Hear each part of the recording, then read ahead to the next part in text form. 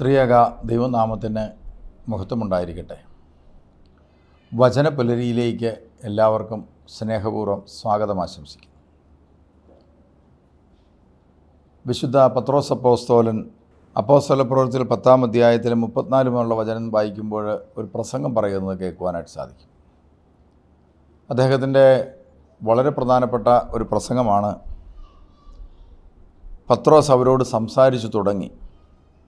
സത്യമായും ദൈവത്തിന് പക്ഷാപാതമില്ലെന്നും അവിടുത്തെ ഭയപ്പെടുകയും നീതി പ്രവർത്തിക്കുകയും ചെയ്യുന്ന ആരും ഏത് ജനതയിൽപ്പെട്ടവനായാലും അവിടുത്തേക്ക് സ്വീകാര്യനാണെന്നും ഞാൻ സത്യമായി അറിയുന്നു.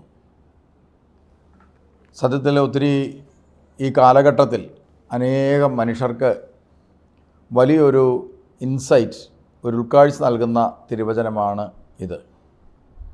ദൈവത്തിന് പക്ഷാപാതമില്ല. ദൈവം എല്ലാവർക്കും വേണ്ടി മഴ പെയ്യ്ക്കുകയും എല്ലാവർക്കും വേണ്ടി വെയിലുദിപ്പിക്കുകയും ചെയ്യുന്ന ദൈവമാണ്. ചില സമയത്തെങ്കിലും ഇത്തരം കാര്യങ്ങളിൽ ആളുകൾ ഇങ്ങനെ ചിന്തിക്കാറുണ്ട്, ഏതെങ്കിലും അപകടമോ പ്രകൃതിക്ഷോഭമോ ഒക്കെ വരുമ്പോൾ ദൈവമല്ലേ വരുത്തിയത്? ഇടിയോ മിന്നലോ അല്ലെങ്കിൽ പ്രകൃതിക്ഷോഭങ്ങളോ മറ്റെന്തെങ്കിലും വന്നാലുടനെ ദൈവം അല്ലേ വരുത്തിയത് എന്നൊക്കെ പലരും ചോദിക്കുന്നത് കേട്ടിട്ടുണ്ട്.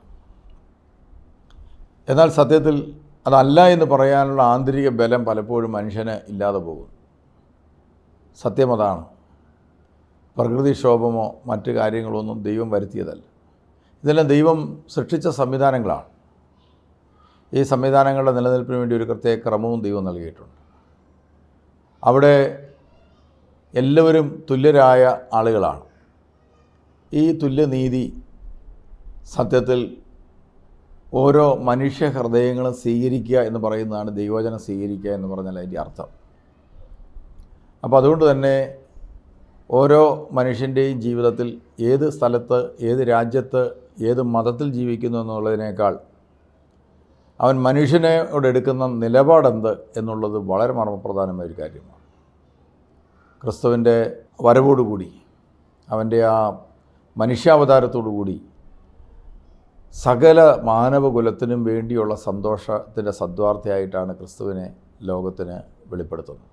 അതുകൊണ്ട് തന്നെയാണ് നമ്മുടെ ദേവാലയങ്ങളൊക്കെ ഏത് മതത്തിൽപ്പെട്ട ആൾക്കും എപ്പോൾ വേണമെങ്കിലും വന്ന് പ്രാർത്ഥിക്കാൻ പറ്റുന്ന രീതിയിൽ തുറക്കപ്പെട്ടിട്ടിരിക്കുന്നു.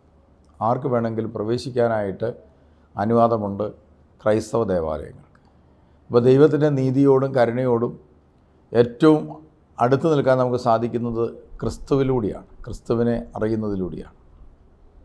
അതുകൊണ്ട് ഈ ഒരു ക്രിസ്തു മനോഭാവം, ദൈവ മനോഭാവം നമ്മുടെ വ്യക്തിഗത ജീവിതത്തിൽ സൂക്ഷിക്കുകയും പക്ഷാഭേദത്തോടു കൂടിയുള്ള നമ്മുടെ മനോഭാവമോ കാഴ്ചപ്പാടോ ചെറുപ്പകാലങ്ങൾ നമ്മുടെ തലയിൽ കയറിക്കൂടിയിട്ടുണ്ടെങ്കിൽ അവയെ ഉപേക്ഷിക്കുകയും ചെയ്യേണ്ടത് നമ്മുടെ ജീവിത വിജയത്തിന് വളരെ അത്യാവശ്യമാണെന്ന ഓർമ്മപ്പെടുത്തലോടുകൂടി ദൈവം നിങ്ങളെ സമൃദ്ധമായിട്ട് അനുഗ്രഹിക്കട്ടെ.